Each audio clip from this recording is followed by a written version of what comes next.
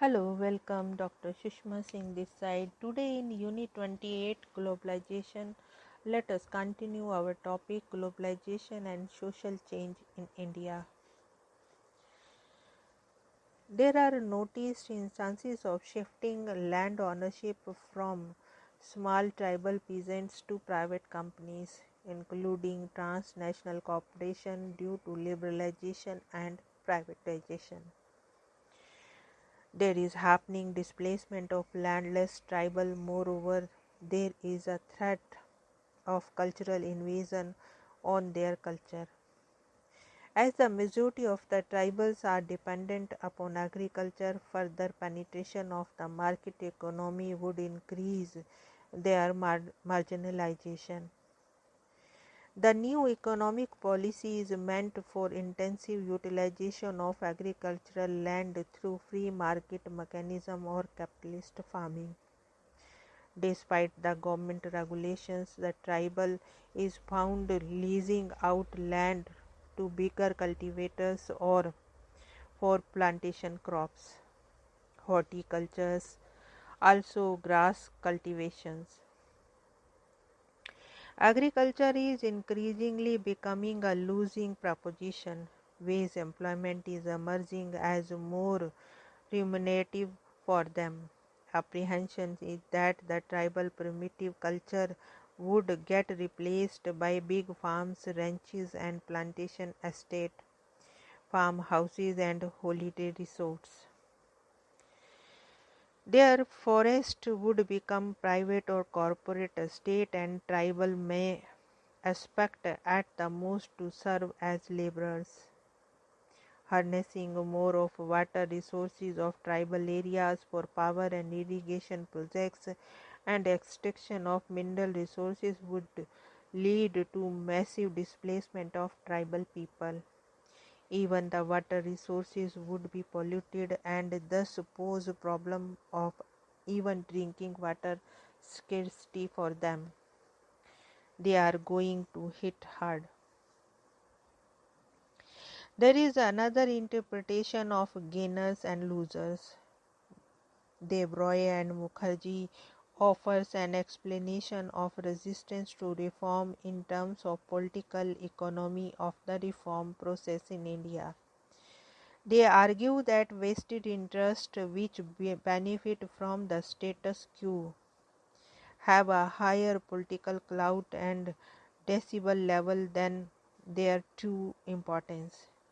In contrast, those who should gain are not given much weight. Thus, as regards social or political economy dimension of globalization and reforms in India, it emerges that there are external pushers as well as internal supporters or junior partners. The external forces include multilateral and bilateral development or financing agencies, TNC's global final capital, and emerging transnational capitalist class. At the domestic front, globalizing reforms are steered by the state or ruling elites, political, administrative, and business elites, and advisory supported by the beneficiary social classes or groups like capitalist classes, upper classes, urban middle classes, top professionals, intelligentsia. NRIs and agricultural capitalists, but reforms have also created losers as well who are opposed to it. This included the marginalized section of the society, for example, the poor peasantry, landless laborers, industrial service sector laborers, the lower middle class, SC and STs. The apprehension is that they would get further marginalized. But the actual situation may not be so simple. Are there no winners also from the lower classes and caste, even a small section as a result of the reforms? Are there no losers from the upper classes and castes?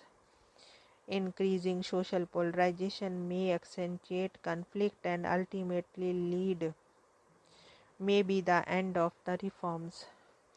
but increase in internal differentiation within the classes and caste would fragment the resistance against reform and allow its forward march, even though the haltingly as are happening after the severe thrashing of the reforms oriented regimes in the recent parliamentary election in the country.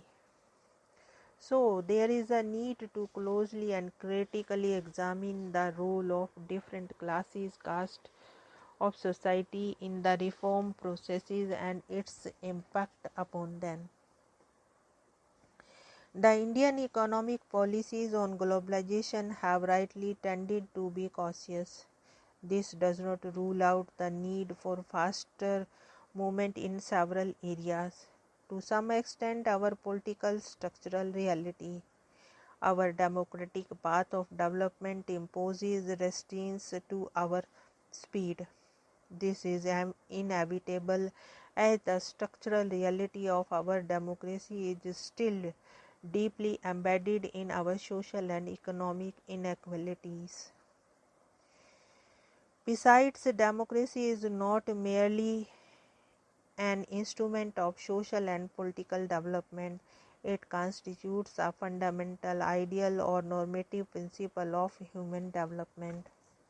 It is an irony that globalization of economy does not by itself translate into growth of the democratic society. The Human Development Report 2002 recognizes this fact and laments about it. The challenges of economic globalization have indeed created a social structural crisis of change in our society. The social inequalities have increased in relative terms, but to call it structural dualism may be an oversimplification.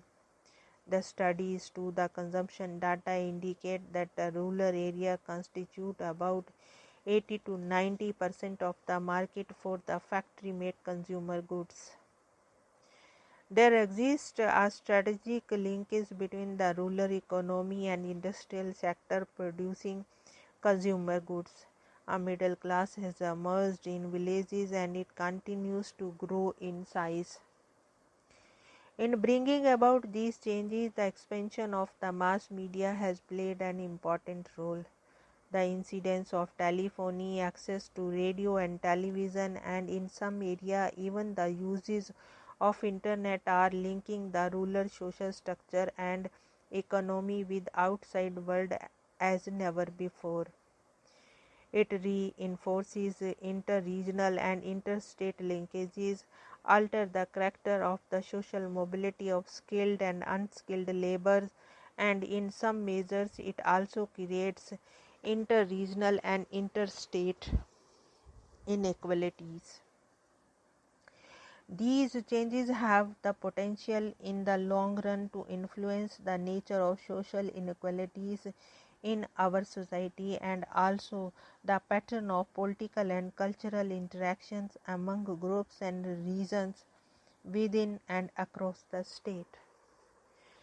Here we want to close this lecture. Thanks for listening.